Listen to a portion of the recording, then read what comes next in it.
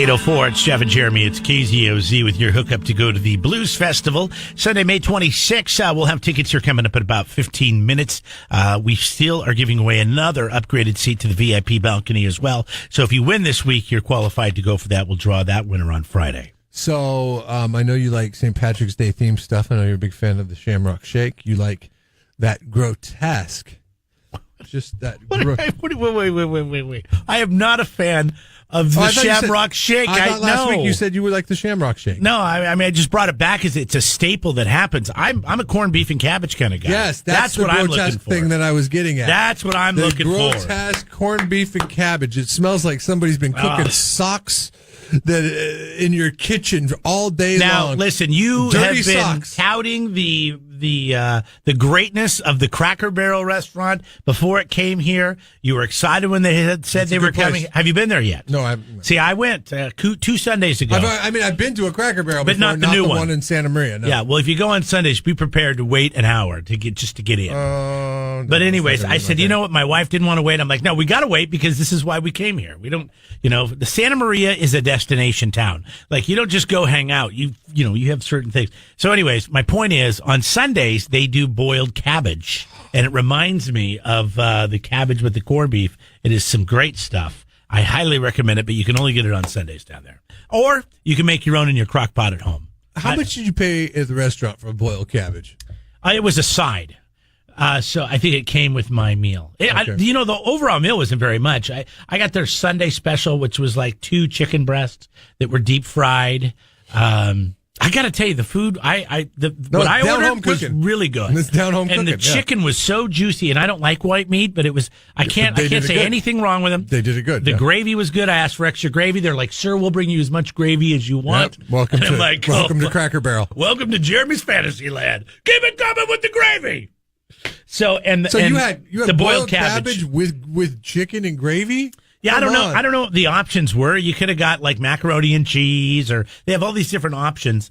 I already got mashed potatoes and gravy. That's cheap, and man. then I get one more side, and I'm like, oh, let's try that boiled cabbage. If you and like see what boiled that's cabbage, about. why don't you make it at home all the time? Well, that's the thing. I got to start making it at home. Because isn't it just cabbage and water and heat? No. There's salt and there's something else going on. So there. there's a seasoning that takes place. I'm thinking it's either chicken or vegetable or beef broth that they cook it in, and like you slow cook it or something. So I'm working on that.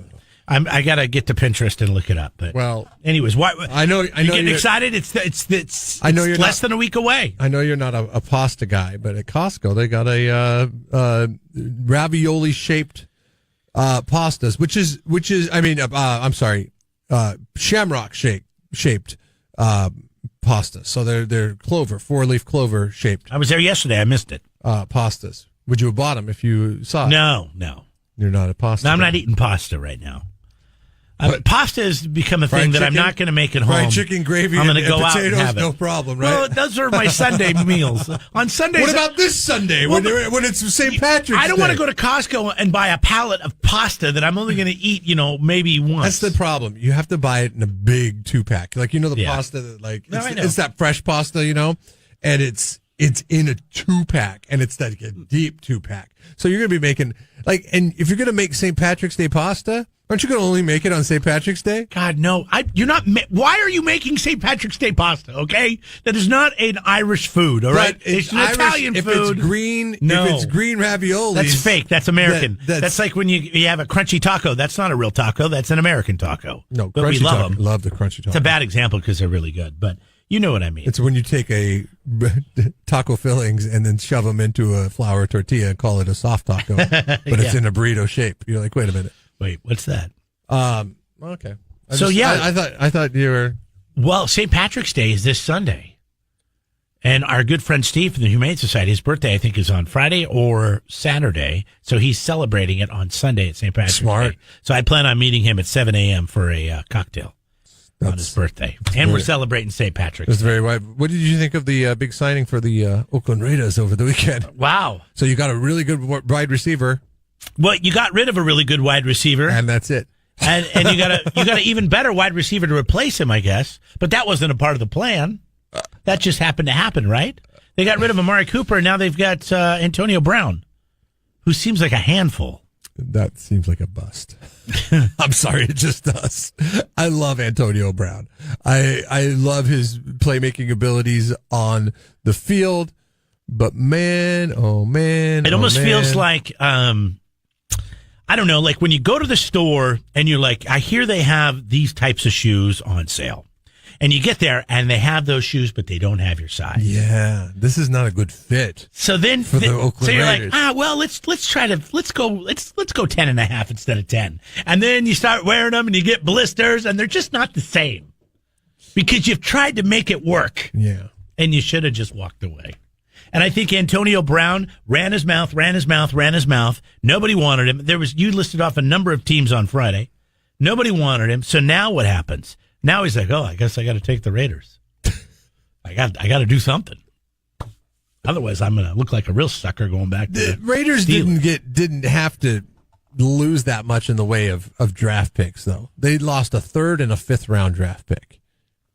Not bad. That's not bad. It's probably a good pickup. I mean, everybody in the beginning of the Antonio Brown sweepstakes was talking first round. It's going to take a first round. It's going to take a first round. Then everybody started scaling back. Then when teams started dropping off, they're like, okay, now you can get them at a bargain. So the Raiders send a 3rd and a 5th round draft pick. They still have lots of first round draft picks. So who knows? Maybe they could get a lot better through the draft, and maybe it all catches in camp, and they're really good with Antonio Brown this year.